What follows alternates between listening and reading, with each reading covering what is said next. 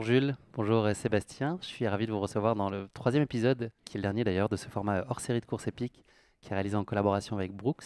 Bonjour messieurs. Bonjour. Bonjour à vous. Nous allons aujourd'hui nous attacher à parler de la vision de Brooks dans le développement de jeunes talents d'aujourd'hui et de demain, évoquer plus particulièrement l'ambition et le mode de fonctionnement du Brooks Trail Project, un centre de formation qui est dédié aux jeunes trailers. Jules, quant à toi, tu veux nous en dire un peu plus sur ta pratique du trail, la façon dont tu souhaites t'inscrire dans ce projet avec Brooks et puis tes aspirations pour l'avenir. On est très curieux de t'entendre sur tout ça. Vous l'avez compris, on va tous passer un très bon moment et passionnant moment, j'en doute pas, ensemble aujourd'hui. Avant d'entrer dans le vif de notre sujet du jour, est-ce que vous pourriez vous présenter en quelques mots l'un et l'autre à nos auditeurs sans tout dévoiler, mais juste nous dire un peu qui vous êtes, quel âge vous avez, ce qui vous anime dans la vie? Du coup, je m'appelle Jules Barillot, j'ai 17 ans. Ça fait 8 mois que j'ai commencé le trail. Et puis voilà, je poursuis le processus et tout se passe bien. Un jeune trailer heureux, déjà. Ouais, déjà. J'ai calculé, ça fait 240 jours, c'est pas beaucoup quand même de... T'es tout jeune dans le... Ouais, Dans le ouais, monde ouais, du ça trail. fait pas très longtemps que j'ai commencé, mais ouais, ça va vite, ça avance vite, les performances, tout ça, tout tout va bien. Sébastien. Moi, je suis Sébastien Joanneau. Je suis leur manager. J'ai créé ce projet-là il y a très longtemps. Un projet qui a beaucoup évolué depuis. Et je suis dans l'événementiel sportif. Je suis speaker de compétitions sportives et autres, bien sûr, pas que ça. Et puis, ce projet, je l'ai monté il y a 7-8 ans avec un ami, Pascal Balducci, leur entraîneur. Et puis, on a poursuivi l'aventure avec Brooks pour trouver un projet beaucoup plus professionnel, plus dans mes attentes, sur ce qu'on cherchait depuis le début. Et puis voilà, maintenant on est là pour eux et on travaille tous les jours pour eux, pour qu'ils soient les meilleurs athlètes possibles d'ici Et les plus quelques accomplis. années, les plus accomplis. Sébastien, tu l'as pas dit, mais on te surnomme également le trooper. Est-ce que c'est parce que les défis en tout genre ne te font pas trooper? C'est exactement ça. Ça vient Non, de là? alors le trooper, c'est pour les francs-comtois avec le petit article. Sinon, c'est trooper. Oui, c'est depuis 25 ans, en fait. C'est un surnom qu'on m'a donné dans le domaine du trail depuis le début, parce que j'ai un tatouage qui représente cette personne sur mon mollet. Et voilà, simplement. Et puis ça m'est resté comme un petit nom d'artiste, quoi. Quand on est speaker, c'est assez pratique. Ça permet d'avoir deux visages. Est-ce qu'on peut dire que votre début de semaine à l'UTMB se passe particulièrement bien pour toi, Jules, et plus globalement pour le team, Sébastien? Bah oui, je pense que ouais, c'est un peu le début parfait de la première course UTMB. Bah, l'YCC sur les 2 jours, c'est parfaitement bien passé. Une Et deuxième puis, place, donc le premier jour, c'est ça pour toi? ouais, c'est ça. Et puis le deuxième jour, on arrive avec Antonin, premier tous les deux. Vous Donc, êtes arrivés main dans la main, donc la place du Triangle de l'Amitié a jamais aussi bien porté son nom, on peut le dire. ouais, voilà, c'était très beau à voir. Et puis tous les gens qui ont vu cette arrivée, ça nous fait plaisir, ça nous a fait plaisir de leur faire vivre ce moment, parce que c'était particulièrement bien un bon moment. Ouais. C'était inattendu pour toi de performer à ce niveau-là? Bah C'était une non, espérance? pas tellement. J'espérais performer. Après, sur la deuxième journée, où c'était un peu inattendu parce que le, le format de course était un peu différent et puis on s'attendait pas à être premier à l'arrivée. Mais voilà. Toujours une bonne surprise quand on s'attend pas mais qu'on finit Ah premier. oui, bah là, oui, c'était une grande surprise à l'arrivée d'apprendre qu'on est premier alors qu'on le sait pas, oui. Sébastien, le reste de la semaine? Ça a été à l'image de ce qu'est la saison, en fait, puisque depuis qu'on a commencé cette saison, enfin même, on va dire depuis janvier, depuis la préparation de cette saison et puis tout ce qu'on a vécu, on a des athlètes qui sont hyper impliqués, hyper attentifs, très, très respectueux des consignes qu'on leur donne. Et ils ont vraiment été au top. Il n'y a pas que non plus que Jules ni Antonin, mais tous les autres en fait. Et même celui qui n'a pas pu courir parce qu'il était blessé, il les a suivis tout le long, il leur a fait l'assistance tout le long, enfin il les a motivés tout le long. Et donc c'est toute une équipe. Et puis franchement, depuis la création de ce que j'avais fait de ce projet, j'ai jamais eu une aussi belle équipe avec Lohan qui n'est pas là non plus et qui a terminé deuxième également. Donc franchement, on avait espéré des belles choses. Mais là, ils nous ont même mis, j'allais dire, on peut le dire, mis sur le cul parce qu'ils ont été exceptionnels, quoi. Qu'est-ce que tu ressens justement quand tu vois tes athlètes performer ainsi? Est-ce que tu vis avec la même émotion à chaque fois ces moments ou est-ce que tu es plutôt du genre à garder la tête froide en admettant que ce soit possible de le faire? Alors moi, j'ai 53 ans, donc t'imagines, j'ai des T'en as enfants, vu? des petits-enfants même. Et pour moi, je dis déjà, c'est mes gamins, quoi, en fait. Je dis, tout le monde rigole quand je le dis, mais Moi, je vis comme si c'était mes fils, mes propres fils, ou même qui arrivent et je suis fier pour eux, fier pour leurs parents, fier. Ouais, on bosse toute l'année avec eux. Il n'y a pas un jour où on n'est pas en contact avec eux. Donc, ouais, moi, il m'emmène où on peut pas m'emmener, quoi. Tu Moi, te rends j'ai compte, jamais Jules, été. l'effet que tu fais à Sébastien, au même titre que les autres coureurs Ouais, du team. il en avait déjà parlé un petit peu, mais oui, on le sait à peu près. Après, oui, nous, on court pour toute l'équipe. Et donc, c'est ça le but. Notre but aussi, c'est de faire plaisir à tout le monde parce qu'ils se sacrifient pour nous au stage, aux courses, pendant tous les jours de préparation, tout ça. Donc, le but, c'est de leur rendre le mieux possible. Ils montent au col de la Balme, même pour vous. Ouais, ils le font pas tous les jours, parce qu'ils sont vieux. Non, d'habitude, ils ont un coordinateur sportif, Jérémy Chapuis, qui est toujours avec eux, parce que lui, il est plus jeune et plus montagnard que moi. Mais voilà, oui, enfin, on essaye de faire pour être toujours avec eux, puis qu'ils aient du plaisir aussi, beaucoup de plaisir, parce qu'aujourd'hui, si on monte au col de Balme, on aurait très bien pu suivre toute la bande à Brooks, surtout Théo, qui sort de chez nous aussi. Donc, on aurait pu aller le voir sur les ravitaillements, mais eux-mêmes, hier soir, ont décidé, on a pris la décision en commun de monter au-dessus, d'aller sur un point différent d'où il allait nous attendre. Et puis, en fait, c'était le pied, quoi, de se faire une matinée comme ça de montagne, c'est juste le rêve. Jules, tu avais déjà eu l'occasion de venir dans le cadre de l'UTMB à Chamonix? Non, bah non, vu que je découvre le trail cette année. Donc, ouais, c'est ma première année. Je découvre toutes les grosses courses. Et puis, du coup, l'UTMB, c'est magique de pouvoir découvrir ça pendant une semaine et puis découvrir les montagnes avec tout ça. Qu'est-ce qui t'a surpris le plus? Ce qui m'a surpris le plus. L'effervescence dans Chamonix? Ouais, après, on en avait déjà parlé. Du coup, c'était pas forcément une surprise. Mais ouais, ce qui me surprend quand même, c'est le monde là. Le monde dans les rues, ouais, il y a beaucoup de monde. Puis le niveau aussi, le niveau des concurrents. C'est surtout ça parce que pour eux, en fait, l'idéal, c'est qu'on les emmène sur des compétitions où ils peuvent se mesurer à ce qui existe de mieux dans leur catégorie. Et notamment chez les étrangers aussi, parce que généralement, nous, on fait toutes les grandes compétitions. On va rarement sur de plus petites, sauf pour la préparation, mais on vient de Sierzinal il y a quelques jours. Là, on est sur l'YCC, et puis ils vont partir à la Skyrun dans un mois. C'est pour les confronter à ce qu'il y a de meilleur, le meilleur niveau, et puis les évaluer par rapport à ça. Toi, t'es demandeur de ça, Jules? Justement, d'aller te confronter à l'élite, tu te sens Et d'attaque et bah, prêt, et c'est ça quand même qui te fait avancer, t'as l'impression? ouais, tout à fait, c'est ce qui me motive parce que si je me suis lancé dans le trail aussi, c'était pour faire du sport au haut niveau, c'est ce qui me plaisait. Donc le fait qu'ils nous emmènent sur des grosses courses comme ça avec des objectifs, et bah c'est là où on prend le plus de plaisir à courir contre d'autres athlètes qui ont un très bon niveau aussi et à se batailler avec eux, c'est sûr que ouais. Qu'est-ce qui s'est passé il y a 8 mois et un jour? 8 mois et un Qu'est-ce qui a jour. fait que ce jour où tu as commencé le trail, qu'est-ce qui a déclenché cette envie? Comment l'opportunité s'est présentée à toi? Et bah c'était un peu un mix de tout avec mon ancien sport, le foot, dans lequel je prenais plus trop de plaisir. Et puis j'étais déjà bon en course à pied sans trop m'entraîner.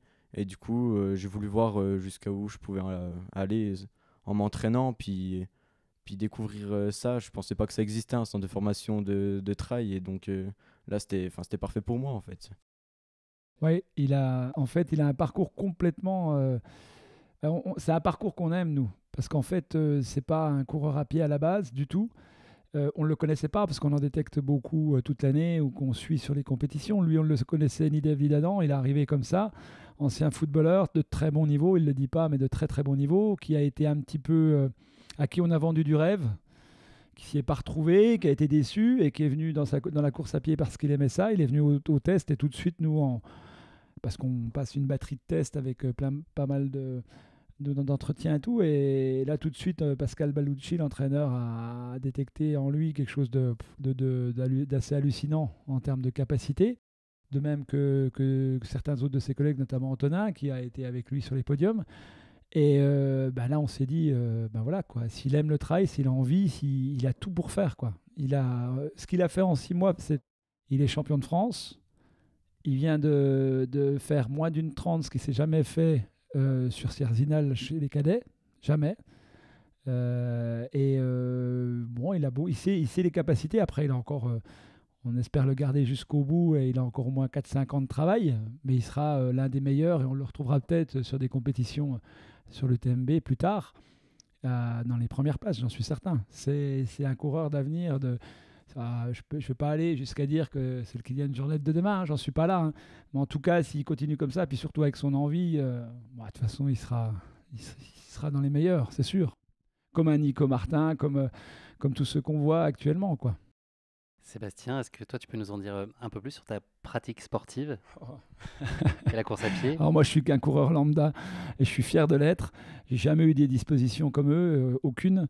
J'ai toujours été sportif. J'ai fait du rugby pendant des années. Et puis, je me suis mis à la course à pied quand j'ai arrêté le rugby. J'ai fait énormément d'ultra qui m'ont bien cassé parce que j'ai fait n'importe quoi à cette époque-là.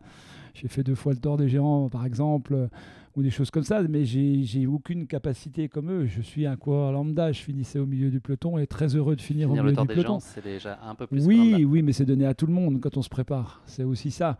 Mais moi, je prends plaisir au sport. Si je fais pas de sport, bon là, je peux plus parce que j'ai pas mal de pépins. Mais voilà, moi, je vis le sport à travers eux maintenant. Et c'est très bien. Mais j'adore le sport. Je suis un passionné.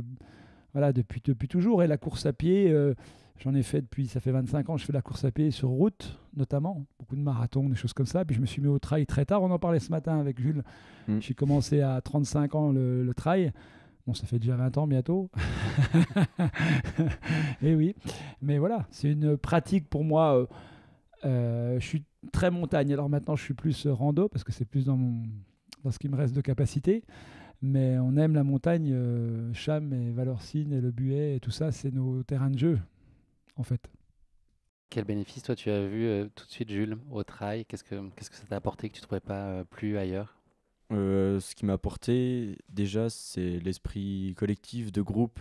On s'est très vite bien entendu et puis j'y trouve un peu comme une deuxième famille en fait. Je pensais pas créer des relations aussi fortes avec les autres copains de la team parce que on s'entend vraiment super bien et partager les stages, les courses ensemble, ouais, ça, on se forge et puis on, on progresse entre nous, on s'amène à chaque fois à progresser de plus en plus. Et du coup, déjà ça au niveau du collectif. Et puis ensuite, d'un point de vue un peu plus personnel sur le sport, d'arriver à faire des grosses performances comme ça, c'est ce que je voulais, mais je m'attendais pas à faire ça tout de suite non plus. Et du coup, moi, j'adore le sport de haut niveau et plus je m'en rapproche, plus j'aime en fait. Donc voilà. Est-ce que tu peux nous parler du ton moment favori dans une course? Alors, j'inclus la course au sens très large. Ça peut être les quelques jours avant, l'intensité d'une ligne de départ, un moment de plénitude sur une course, dans une descente, quand tu sais que tu as le contrôle sur la course. C'est le franchissement de la ligne d'arrivée. C'est quoi le moment que tu chéris le plus? Le moment que j'aime le plus, c'est quand j'ai des vraiment bonnes sensations, que je me sens bien mentalement et que je sens que j'ai les jambes et que je suis dans la tête de course et que là, je sens que je peux contrôler toute la course. Si j'ai envie d'attaquer, j'attaque et si je veux rester à mon allure, je reste à mon allure et c'est ce moment-là. C'est pas souvent non plus, mais voilà. Ce qui est bien, enfin avec lui, c'est ce qui a été assez magique. Alors c'est sa course, j'allais dire référence où on pouvait vraiment voir ce qu'il était, qui il était. C'était les championnats de France, parce que les championnats de France, on lui avait donné une tactique de course, parce que là, il faut jouer tactique quand c'est un championnat de France. Et dès le début, moi j'étais avec lui, j'ai eu la chance de vivre cet événement et je pense que ça restera un des plus beaux moments de ma vie de manager. Avec bien d'autres, hein. J'en ai eu d'autres avec les autres athlètes, mais lui, déjà dès la préparation, en fait, c'est quelqu'un qui paraît, quand on le connaît au quotidien, être tout fou, tout feu, tout flamme, n'importe quoi, il déconne tout le temps, enfin, il ne peut pas s'empêcher une journée de faire l'andouille. Mais par contre, quand c'est course, dès le matin au réveil, c'est plus le même. C'est un deuxième Jules qui arrive, c'est le Jules qui va tuer tout le monde, quoi. Il est guerrier dans sa tête, il prépare tout, il arrive avant la course, on peut lui parler, on peut lui dire n'importe quoi, il est concentré. Si on lui dit une tactique de course, il fait la tactique de course. Il a fait ça exactement, mais j'allais dire, et Benjamin pourrait en parler, puisqu'il était sur le site quand il a donné l'accélération fatale qui a permis d'être champion de France. Et il respecte tout, et il se donne les moyens, et puis il partage avec les autres, quoi. Donc pour moi, j'ai rarement vu quelqu'un... J'allais dire d'aussi... c'est presque quelqu'un de parfait, mais c'est dommage. On ne peut pas le dire comme ça, mais non, mais c'est vrai. Tu peux rougir, on fait que de l'audio, c'est bon, tu peux y aller. Non, mais il a cette préparation, tout. Il est tellement foufou à côté qu'on ne peut pas imaginer à quel point c'est un guerrier. Et lui, ce qu'il déteste, c'est être deuxième. Donc tout ce qui est derrière deuxième, c'est pas bon pour lui. Même Quand Antonin lui a piqué la première place à Courmayeur, mais il a été exécrable au début parce qu'il ne supporte pas en fait. T'as mis du sel dans son café le lendemain matin, hein? Non, le lendemain, bah. Ouais, La non, meilleure réponse. on est arrivé ensemble, mais le lendemain c'était différent, c'était pas le même format de course. Mais après, oui, sur le jour même, quand on sent qu'on n'a pas les jambes parfaites, que la forme n'est pas à 100%, et d'un côté on n'y peut rien, mais on se bat jusqu'au bout et on s'arrache. Et j'étais quand même content ça reste une belle performance. Après voilà, oui, c'est sûr que sur chaque course que je fais, mon but c'est d'arriver premier. Mais c'est bien de se confronter à des courses où il y a un très gros niveau, ça fait progresser autrement aussi. On l'a vu quand il a fait la Coupe du Monde et puis aussi à Sierzinal, parce que Sierzinal, il courait avec des juniors sur Chandolin-Zinal, la course où il y a les plus jeunes. Et en fait, ils sont tous dans la même catégorie, alors que lui est cadet, il court avec des juniors, etc. Il finit 4 ou 5, je sais plus. 5. 5 sur le général, mais lui, il est cadet. Et c'est un truc de fou, quoi, parce que les autres ont 3 ans de plus que lui, 3 ans de plus que lui. Ouais, donc 2 ans. Ouais, enfin, oui, junior 2, oui, tu vas être junior après 2 ans, mais c'est à cet âge-là où il se transforme quand même très vite, c'est énorme, quoi. Donc, mais c'est pas pour autant que ça. Par contre, là, quand il sait qu'il y a du gros monde, comme à la Coupe du Monde, il accepte. Il arrive à accepter aussi d'avoir des gens plus forts que lui. Sébastien, on va s'attacher plus particulièrement maintenant à ton rôle au sein du Brooks Trail Project. Est-ce que tu peux nous en donner les contours, les composantes clés? Moi, en fait, comme c'est mon projet de base, c'est vrai que je connais toutes les ficelles de ce que j'ai mis en place depuis le début. Mais l'idée, c'était d'avoir les meilleurs professionnels autour de moi pour apporter. En fait, faut partir de la genèse du projet, à savoir pourquoi je l'ai fait. Je suivais 2 athlètes filles, 2 jeunes de notre département qui avaient des facultés de fou. Et en fait, elles faisaient tout et n'importe quoi. Donc elles s'entraînaient vraiment n'importe comment. Et je me suis dit, il faut mettre une équipe en place pour ces gens-là, pour ces jeunes-là, pour les amener à devenir des athlètes de haut niveau. Et au fur et à mesure des années, j'avais un ami qui s'appelle Pascal Balducci, qui est un des meilleurs entraîneurs français de la discipline, qui a entraîné pléthore de champions de France ou champions du monde. Le dernier va courir le championnat du monde des 24 heures, c'est Eric Lavry. Donc c'était un ami, et quand je lui ai demandé de rentrer dans ce projet, il m'a dit oui. Puis après, on a trouvé d'autres personnes autour, un coordinateur sportif, du personnel médical aussi, médecin, nutritionniste, etc. Manon Board était notre nutritionniste jusqu'à l'année dernière, puisque maintenant elle a pris sa carrière en main et puis elle s'occupe d'elle, ce qui est bien. Elle a bien raison, elle le fait bien. Voilà, mais elle a été nutritionniste pendant 4 ans de notre équipe. Et puis voilà, donc s'attacher les meilleurs services. Là maintenant, ça devient national grâce à Brooks. Donc c'est un peu plus compliqué. Mais moi, mon rôle, c'est de manager en fait tout ça, de faire pour que et le coordinateur et l'entraîneur avec ses athlètes puissent arriver optimum le jour J sans avoir aucune contrainte. Et la force que l'on a aujourd'hui, j'allais dire que là où on va pouvoir aller beaucoup plus loin, c'est que Brooks, déjà de par sa vision de la chose, qui est assez fun, assez cool, qui nous laisse carte blanche presque, mais surtout dans la bonne attitude, quoi. On ne va pas forcément aller leur faire chercher la gagne, même si nous, c'est notre rôle que de les amener au plus haut niveau. Mais on est assez libre et puis on a beaucoup de soutien, un énorme soutien. Je veux dire, moi maintenant, je travaille assez facilement. Ça a été plus dur avant. Là, on est plus posé, on arrive à faire les choses correctement et à leur proposer vraiment un soutien complet. Parce que pour les familles, c'est ça qui est important. Grâce à Brooks, en fait, ça ne coûte rien aux familles. L'enfant est pris en charge à 100%. Dans les déplacements, dans les entraînements. Là, on passe 4 jours à Chamonix. Voilà, c'est grâce à Brooks. Et ça, c'est bien parce qu'on a des gamins qui sont issus de familles normales, des familles aisées, mais aussi des familles en difficulté. Et ça permet que tout le monde soit au même point. Il n'y a aucune différence, que ce soit vestimentairement parlant, que ce soit sur l'accueil, sur ce qu'ils font. Il n'y a aucune différence. Et ça met tout le monde à égalité dès le départ. Donc, c'est vraiment, pour moi, facile, quoi. Quelles sont les indispensables qualités qu'il faut avoir pour réussir dans le rôle qu'il tient? Le mien? Ouais. La passion, d'une. Je pense que c'est la passion. C'est dur pour moi parce que je n'ai pas forcément les qualités. Je ne veux pas dire que je suis... mais être manager, ce n'est pas un problème parce que j'ai toujours fait ça. Donc, j'ai ça dans le sang. Il faut simplement le faire bien. Il faut arriver à mettre son poing dans sa poche souvent. Ça, c'est pas facile pour moi parce que je suis pas dans ce style-là. Je suis quelqu'un qui, quand il tape du poing sur la table, et ils le savent, s'il y a quelque chose qui part mal. Alors, pas cette table parce que c'est une location. Ouais. Je récupérerai pas ma caution. Non, mais je la casserai pas. Non, mais mon rôle, il me voit moins souvent. Moi, c'est vraiment Jérémy Chapuis, le coordinateur, qui fait tout le travail comme ça avec les athlètes. Après, on se partage le rôle quand on va sur les déplacements parce qu'on travaille aussi de notre côté. Nous, c'est pas notre métier de base. On le fait plus par passion. Mais je veux dire, il faut être disponible, il faut être à l'écoute des gamins, il faut être à l'écoute de tous ceux avec qui on travaille. Et puis, il faut vraiment aimer ça parce que moi, je quitte ma famille très souvent quand on part avec eux.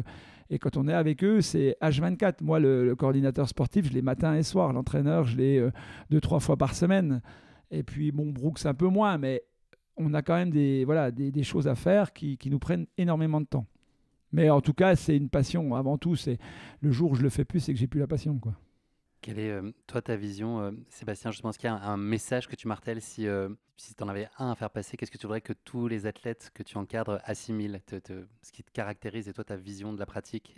Alors, c'est pas que la mienne, c'est celle aussi de mon coordinateur. Je pense que nous, ce qu'on veut, c'est qu'on veut en faire des gens qui aiment leur sport, les gens qui soient performants, mais aussi des gens qui respectent les autres, qui respectent tous les autres, que ce soit les concurrents, que ce soit les... on leur donne aussi, on a un petit rôle d'éducation aussi, même si on n'est pas les parents.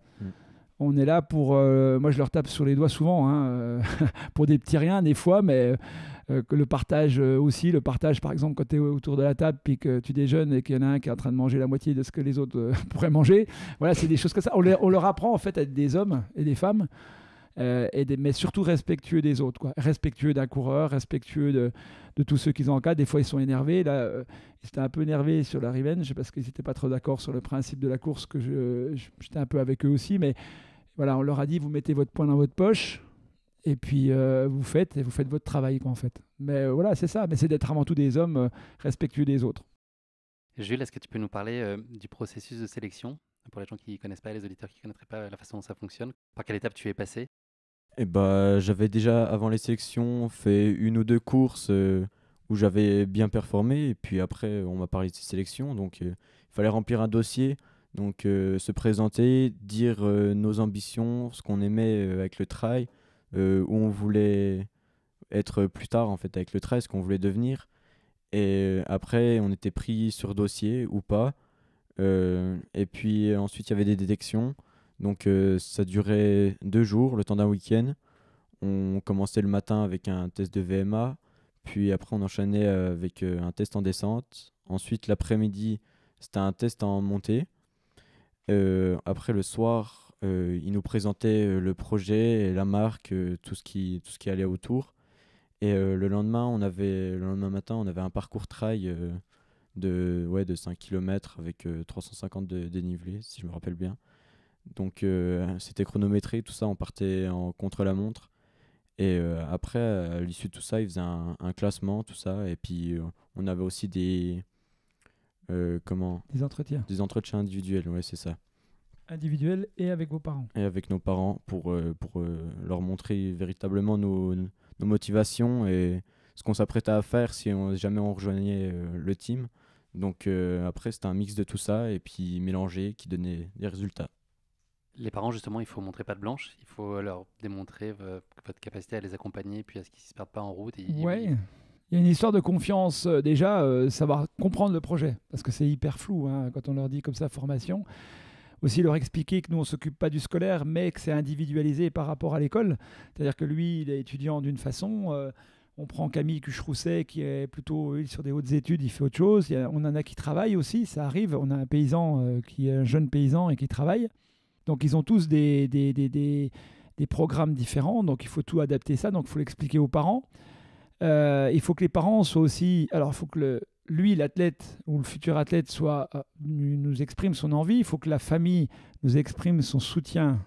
Être sûr qu'elle est partante à 300%. Parce qu'on a eu le cas de par le passé où ce n'était pas le cas, où on avait mal discerné et il y a eu des problématiques qui ont amené à des séparations. Donc en fait, il faut que tout soit en place pour que vraiment rien ne vienne. C'est comme quand on met une chaussure, des chaussettes. Si on va courir un 100 km puis qu'on a un caillou dans la chaussure, quoi. Ça peut pas exister. Donc là, alors je schématise un peu, mais il faut vraiment qu'il y ait l'envie chez tout le monde, quoi. L'envie chez les gamins, l'envie chez les parents, être sûr qu'ils vont nous suivre. Et puis, donc c'est pour ça qu'on essaye de vraiment d'être très complet dans la sélection. Combien d'athlètes composent aujourd'hui le projet et puis combien le composeront demain? J'imagine que l'idée, c'est de garder toute cette dynamique très intimiste et réduite pour assurer le meilleur accompagnement possible. Exactement. On est dans le qualitatif et pas dans le quantitatif. On ne sera jamais dans le quantitatif. Là, pour preuve, c'est qu'on aurait pu avoir... Normalement, on se donne un seuil de 10 athlètes. Aujourd'hui, on en a 7. Les dernières sélections, on n'en a pris que 4. C'est ça? Oui, 4. On aurait pu en prendre donc 7. On en a pris 4 parce qu'on estimait que les autres n'étaient pas au niveau pour intégrer cette structure, et on se laissait la chance d'attendre les prochaines sélections qui vont avoir lieu le 11, 12, 13 novembre cette année. Mais ça, on en parle vite fait que je me suis permis, mais ça va bientôt, ça va bientôt être officiel, et c'est important parce que il faut savoir que nous, ce qu'on fait, c'est qu'on essaye de détecter des plus jeunes. C'est-à-dire qu'on regarde les minimes, déjà c'est 14 ans, et puis après on les fait rentrer en KD1.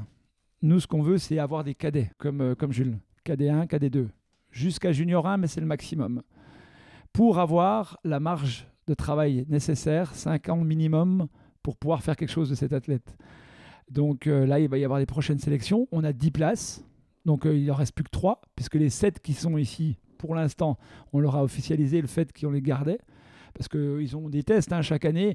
Alors ça, on les jette pas, sauf que si à un moment donné ça va pas, puis il y a aussi les athlètes, il y en a qui sont partis parce que c'est des jeunes, c'est des ados. Un ado, un jour il croit faire... Tu ne retourneras pas faire du foot, Jules, c'est sûr.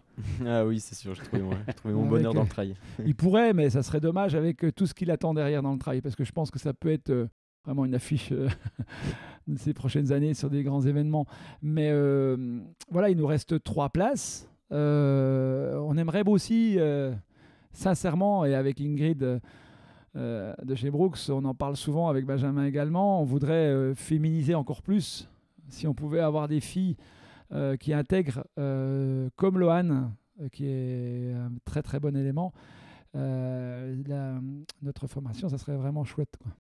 Il y a un sujet de sélection donc, de personnalité, d'individu, mais il y a aussi un sujet de cohésion globale. Ça, c'est un autre casse-tête, j'imagine. Pour toi, comment est-ce qu'on se donne les clés, enfin, on se donne en tout cas les chances, pardon, que la combinaison fonctionne et que tout ça soit harmonieux et que les 7 jeunes opèrent bien ensemble?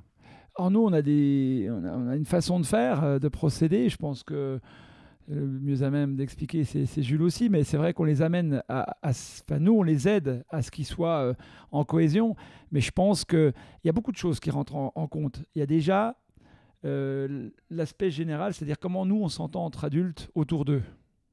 Ça n'a pas été toujours facile par le passé, parce qu'on travaille tous on a travaillé avec beaucoup de personnes et on n'est jamais tous des amis, on n'est pas forcément des amis.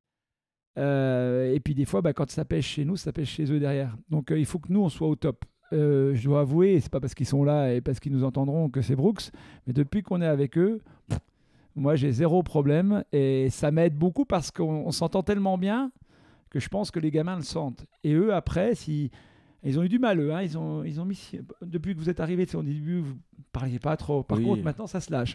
Oui, c'est sûr que ça met quelques mois à se libérer, mais au début, on apprend à se connaître gentiment. Et puis après, une fois qu'on se connaît bien, voilà, on est tous des amis, tous des potes. Et puis, ça fait plaisir de bien s'entendre aussi avec Trooper, Jérémy, Pascal. Et puis la marque qui nous apporte une belle confiance. Donc voilà. Sébastien, il y a une feuille de route qui est très précise pour chacun, avec des objectifs qui sont clairement dessinés pour les mois et même les années à venir. Est-ce qu'avec Jules, vous êtes parlé, puis vous êtes dit, Jules et les autres, dans 3 mois on est là, dans 1 an on est là, dans 3 ans l'idée c'est d'être là? Comment ça se construit? Ça évolue, c'est très évolutif. Parce que nous, on ne sait pas ce qu'eux seront. Ils ont des idées. Alors lui, il n'en a aucune parce qu'il ne connaît rien du trail en fait. Donc du skyrunning, il ne sait pas ce que c'est.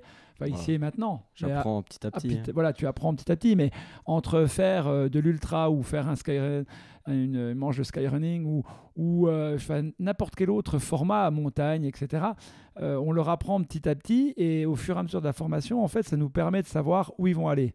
On a pour exemple Karl Mauguin, donc un qui n'est pas là ce week-end, qui n'aime pas du tout les courses rapides, des choses comme ça. Donc c'est pour ça qu'il n'est pas à l'YCC aujourd'hui. Lui, il est plus sur des formats. Il a un peu un profil à la Xavier Thévenard qu'on connaît très bien, qui est de notre département. J'allais dire dans le sens où voilà, c'est le gars qui va vouloir courir longtemps, faire peut-être de l'ultra plus tard ou en moins des grandes distances sur un 80, mais voilà, qui va être formé à ça. Et peut-être que Jules, alors on ne sait pas, Jules pour l'instant, il est très bon en montagne sur des formats courts, il peut faire que des formats courts, il est cadet.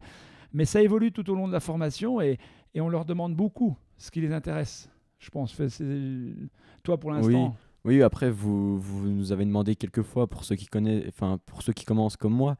Après pour les espoirs comme donc Karl et Camille, là c'est différent. Vous renseignez quand même plus parce que c'est de la formation et touche plus vers la fin. Après, donc ça va leur faire plaisir, ça touche vers la fin. Non, mais elle est plus avancée que nous et puis donc c'est sûr que eux ils doivent commencer à réfléchir sur ce qui leur intéresse, mais après ça change avec le temps aussi ce qui leur intéresse comme format de course. Bah exactement, oui, je pense que de toute façon c'est logique. Ils peuvent pas savoir à 17 ans ce qu'ils vont aimer plus tard. Aujourd'hui, lui, ce qu'il sait, c'est qu'il peut courir que des formats courts, mais il veut gagner tout le temps. Alors lui, je pense que tu le mettrais sur un 80 km, il te dirait oui tout de suite, même sans avoir... Mais justement, c'est ce qu'on fera jamais.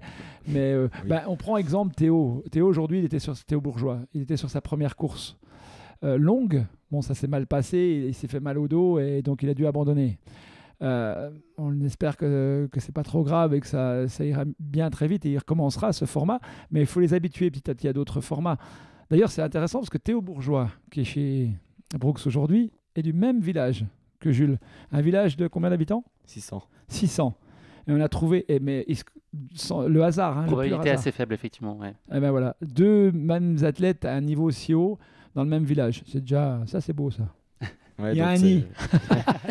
Oui, c'est comme ça qu'il m'a fait découvrir la structure aussi. Puis après, plus j'en apprenais sur la structure, parce qu'il y a énormément de choses à apprendre en fait. On peut pas t'expliquer comme ça en une discussion ce qu'est le projet. Donc plus j'en apprenais, et plus ça me plaisait. Et puis de faire les détections, tout ça, c'était un plaisir, même si jamais je n'avais pas été pris. C'était quand même du plaisir à tout apprendre sur le projet en fait, parce que oui, c'est vraiment très complet. Je pensais pas que ça existait, quelque chose comme ça. Quels sont justement les aspects qu'on aborde différemment avec ces jeunes pousses et ces jeunes talents L'idée, c'est pas de faire une généralité, mais est-ce qu'il y a comme un tronc commun de besoins spécifiques selon leur cycle de développement, là où ils en sont dans le cycle? Est-ce qu'il y a quand même sur les générations de 16-17 ans, est-ce qu'il y a des choses particulières sur lesquelles il faut les accompagner, particulièrement, je sais n'importe quoi, le mental, est-ce qu'il y a des choses Ben justement, c'est par exemple un des paramètres qu'on va très vite travailler d'ailleurs, parce que l'aspect préparation mentale d'une compétition, nous on a l'habitude maintenant, parce que ça fait quand même une paire d'années qu'on voit ces jeunes et qu'on se dit là-dessus, il va falloir vraiment qu'on bosse un jour. On a un exemple très simple, on a 3-4 athlètes qui n'arrivent pas à aborder la compétition d'une façon positive, qui n'arrivent pas à rentrer. Voilà. Lui, il est arrivé, bam, c'est fini, on n'a même pas besoin de lui dire quoi que ce soit. Antonin, pareil, c'est pour ça qu'il gagne aujourd'hui. Ils sont déjà prêts pour ça, sans même qu'on leur ait appris rien du tout. Ils l'ont je pense que c'est... Voilà, ils l'ont. Par contre, les autres ont des problématiques. Même s'ils gagnent, ils ont des problématiques. Donc, on va travailler très prochainement. Je vais attendre de finaliser avec un très grand athlète qui est préparateur mental. On va aborder toutes ces phases de préparation. On n'est pas là pour non plus les triturer non plus, mais leur apporter peut-être des clés pour aborder les compétitions de manière positive. J'en ai un qui est hyper genre footiste, il arrive aux compètes. C'est cool, c'est un vrai ado. On va pas donner de nom. Bob le braqueur. C'est Bob le braqueur. Vous pensez pas déjà à l'apéro à la fin quand même à cet âge-là? Ah, jamais. Non. Okay. Pas étonnant, on dit Bob le braqueur parce qu'ils ont tous des surnoms. Okay. Lui, c'est Mia. D'accord, parce que tu danses, le Mia. Ouais, c'est ça. Si, c'est ça. C'est ça, on va dire ça. Ouais, c'est mieux. C'est ça. Mia, on a notre Lohan qui s'appelle Chaplin. Par exemple, mais c'est toutes des choses. C'est entre nous. Voilà, c'est une cohésion de Elle groupe. marche les pieds écartés, c'est ça, comme Charlie Chaplin? C'est qu'elle est très bonne en mime en fait. Ok. Elle est très très bonne en mime. Elle nous a tous battus en mime à un jeu qu'on faisait un soir tranquille en fin de journée. Et c'est pour ça qu'elle s'est appelée Chaplin. Ils ont tous des surnoms. Et Bob le braqueur, pourquoi Bob? Alors, Bob, c'est son surnom parce qu'il est tellement, comme je vous ai dit, tranquille. Bob Marley, Bob, ouais, vous imaginez. Et le braqueur parce qu'il a fait une première étape pourrie. C'est récent du coup le surnom. Quand même. Très récent. À Courmayeur. Sur la YCC donc. Ouais, il a eu des crampes pendant 10 km. Pendant 10 km, il a fini à l'arrache. Du coup, il a été classé pas très bien. Et au final, il a gagné hier parce qu'il était classé pas très bien. Et donc, on l'a appelé le braqueur. Parce qu'il était bon hier aussi. Non, il a été très bon hier. Il a été revanchard, quoi. Voilà, revanchard, mais il avait la chance de partir un peu avant les autres. Et donc, du coup, on l'a appelé Bob le braqueur. Mais alors, j'étais parti de loin parce que on parlait de la préparation mentale, mais ils ont tous des problématiques.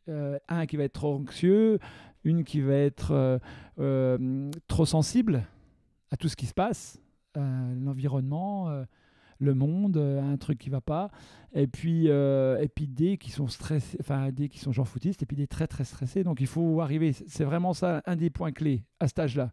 Après, il y a plein d'autres choses. Hein. Leur apprendre la diététique, leur apprendre... Bon, ça, ils y arrivent assez facilement, je trouve. Ils s'intéressent vraiment beaucoup à la diététique, pas comme moi. Mais... mais en tout cas, eux, ils suivent. Ils sont vraiment carrés là-dessus. Et je remercie Manon. Et j'espère qu'elle nous entendra sur le podcast pour tout ce qu'elle a fait en amont avec nous, avec les autres jeunes, parce qu'elle nous a donné, et même à moi, parce que c'est moi qui prépare tous leurs repas. Enfin, c'est pas moi qui fais, c'est pas moi qui cuisine, mais d'ailleurs, c'est les parents de Théo Bourgeois qui préparent tous les repas du team, puisqu'ils sont traiteurs. Et en fait, voilà, ça m'a permis, moi, d'apprendre comment les faire manger sur les déplacements. Et c'est vrai qu'elle nous a apporté beaucoup, beaucoup. Et je pense que tous ces volets-là, c'est important de les travailler, de leur faire comprendre tout ce qui est important pour devenir un excellent trailer aujourd'hui. Parce qu'un bon trailer sur une compète comme le TMB, c'est pas simplement un mec qui va arriver comme ça. Il faut une préparation, il faut une rigueur, il faut tout ça. Donc c'est ce qu'on leur apprend un peu. Oui, c'est ça. Manon écoute le podcast habituellement, donc si tu nous entends, Manon, on te fait un petit coucou tous les trois. Double question pour toi, Sébastien. C'est quoi les principaux challenges et les objectifs à venir pour le team? Déjà, ce qu'ils font actuellement, si ça perdure, parce qu'ils font des résultats, on n'aurait jamais espéré une saison comme celle-là. On n'a pas eu un déplacement, on n'a jamais gagné. On est allé au Ventoux, on a gagné, Camille a gagné, on va un peu partout, on gagne. Au championnat de France, on gagne. On va à Zinal, on gagne. On vient ici, on gagne. Enfin, on gagne, c'est eux. On va aller à la Skyrun, on est très attendu parce qu'on y va tout le temps et que tous nos athlètes ont performé jusque-là. Et puis on verra.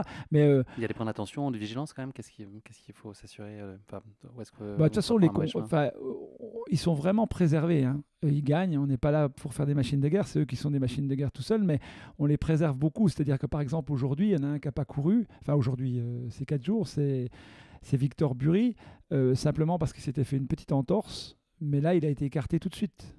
On arrête, on fait les soins, on se remet à niveau et on vient. On est vraiment dans la préservation. Jamais on ira... Le but pour moi, enfin pour nous, c'est d'arriver à trouver tous ces athlètes, parce que nous, on ne cherche pas on va pas aller chercher un athlète dans un team pour aller le chercher et l'amener chez nous. C'est pas ça. Nous, on veut détecter tous ces jeunes qui n'ont pas la possibilité de se faire détecter par des grands groupes et de venir apprendre à connaître cette discipline à son haut niveau et puis vraiment performer. Et nous, ce que je voudrais, c'est que ça dure 20 ans, et puis ou même plus, hein, mais dans 20 ans, je serai déjà bien abîmé, moi. Mais j'espère que d'autres auront pris la suite.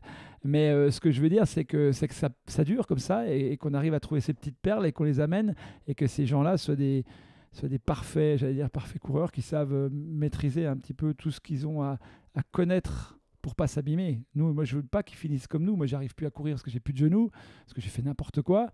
Nous, c'est ce qu'on veut pas avec eux, quoi. On veut qu'ils soient vraiment bien dans leur corps, bien dans leur tête. Oui, le but, c'est pas de nous mettre une grosse charge d'entraînement dès maintenant pour arriver au top du top sur une compète et tout défoncer le jour J, puis 2 mois après couler parce qu'on a eu une blessure à cause de la charge d'entraînement. Non, le but, c'est de nous faire progresser petit à petit pour que plus tard, quand on sera grand, que le processus sera terminé, enfin, ça sera là maintenant où il faudra être vraiment dans les plus forts, essayer d'être dans les plus forts mondiaux. Enfin, sur les courses, on ira. Le but, c'est pas de gagner des courses jeunes maintenant en ayant une grosse charge d'entraînement énorme et puis après de plus pouvoir courir. Non, le but, c'est de progresser petit à petit et puis d'arriver le meilleur possible après. Jules, est-ce que tu peux nous parler de tes prochains rendez-vous sportifs? Je crois que tu vas faire un petit crochet du côté du Pays Basque quasiment dans un mois jour pour jour au moment où on enregistre cet épisode. Est-ce que c'est ça ta prochaine échéance dans le cadre de la Skyrun? Ouais, ça, c'est le dernier objectif, donc on en avait 5 cette année. Et donc ça, oui, c'est le dernier dans un mois. Après, j'ai une petite course dans 10 jours où j'habite, parce qu'on m'avait proposé de la faire. Mais sinon, après, oui, ça sera la dernière grosse course. Et puis après, finir la saison en s'amusant, on verra bien. À plus long terme, est-ce qu'il y a une course, un format qui te fait particulièrement rêver, ou plusieurs d'ailleurs? Je pense que on en ressort il n'y a pas si longtemps de Sierzinal. De faire une grosse performance là-bas, ça serait quelque chose d'énorme. Ouais. Moi, je peux dire ce qu'il veut à Sierzinal. Il y a un certain Sylvain record Cachard qui a les records. Non, Non, c'est même c'est pas Simon ça. Paccard. Simon Paccard, oui, pardon, j'ai été trop vite dans ce que je disais, excuse. Simon Paccard qui a le record de l'épreuve, qui est quand même en Junior, junior en 1,22. Ouais. C'est ça, c'est même mieux que moi. une 22-35. Une 22-35. Et lui, donc il a fait une 29. Et le but, c'est déjà d'être le premier des juniors, hein, de gagner la course Oui, déjà. junior. C'est ce qu'il voulait. Hein. Je vous dis, c'est pas mes mots à moi, hein, c'est les siens. Il me l'a dit il y a une semaine. Et si possible, un jour d'aller chercher un record. Et quand il dit quelque chose, maintenant que je le connais, c'est pas pour. Parce que quand il avait. Là, il faut dire que quand il est allé à Sierzinal, par exemple, il devait faire une 41. C'était ça l'objectif. Comme tous les cadets. Une 41. Le matin de la course, moi, il me dit, moi, je vais quand même essayer d'aller chercher le 1,30. J'ai dit, une 30, 10 minutes, je lui ai dit, c'est un peu beaucoup quand même. Et puis, il arrive avec une 29 au bout.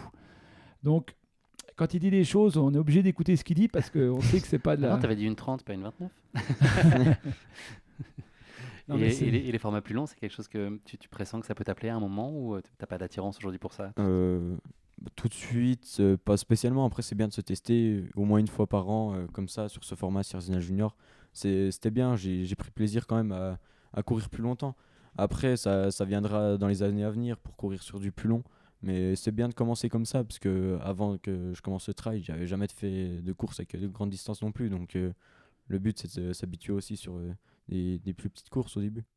Et puis on n'a pas besoin de tout savoir maintenant. On verra bien ce qui se Oui, dessine. il faut lui laisser Ses le temps. Parce envies. faut qu'il prenne aussi 2-3 petites fessées aussi, pas par nous, hein, mais je pense qu'il faut qu'il prenne 3 petites fessées, 2-3 petites fessées sportives pour lui apprendre d'autres choses aussi. Lui apprendre qu'on n'est pas toujours le premier. Quand on a vu, c'était bien parce qu'on est allé à Sierzinal où Kylian n'a pas gagné cette année, mais aussi prendre l'humilité d'arriver derrière et de se dire, il y a eu meilleur que moi cette année. Et, parce que c'est vrai que quand on gagne tout, il gagne tout en ce moment. Enfin, il est toujours sur la boîte, comme on dit. C'est compliqué de lui dire que ça ne sera pas comme ça tous les jours, quoi. Hein. Mais j'espère pour lui, ça se trouve, ça ne sera pas ça, mais quand même, il voit. Enfin, là, il a vu à Sierzinal, tu as vu le niveau quand même, tu as vu le niveau international. Et puis en fait, ce qui est rigolo, c'est qu'il connaissait rien, mais rien au trail, rien. Et là, on a croisé ce matin, je vais vous donner deux petits trucs qui étaient assez. Enfin, on a croisé Émilie Fosberg qui descendait de la Balme. Et je leur ai dit, ah bah tiens, il y a Émilie Fosberg qui vient de descendre. Ils savent pas qui c'est en fait. Ils savent pas qui J'ai c'est. jamais écouté son album. Non mais c'est assez rigolo parce ils arrivent. Enfin lui, il arrive là-dedans et il découvre tout. Et c'est assez marrant quoi. C'est sympa de les accompagner dans cette exploration et dans cette Ouais, découverte. ouais, aussi. c'est Vous avez génial. un Puis rôle ils se majeur. font pas mal de copains. Puis maintenant, c'est vrai que, alors eux, là, ils sont sur le plateau de départ. Ils se font lui ils commencent à connaître en fait. Et puis lui, il est connu parce que forcément, quand tu es champion de France, que tu commences à avoir des résultats, les gens ils commencent à te regarder un petit peu quand même.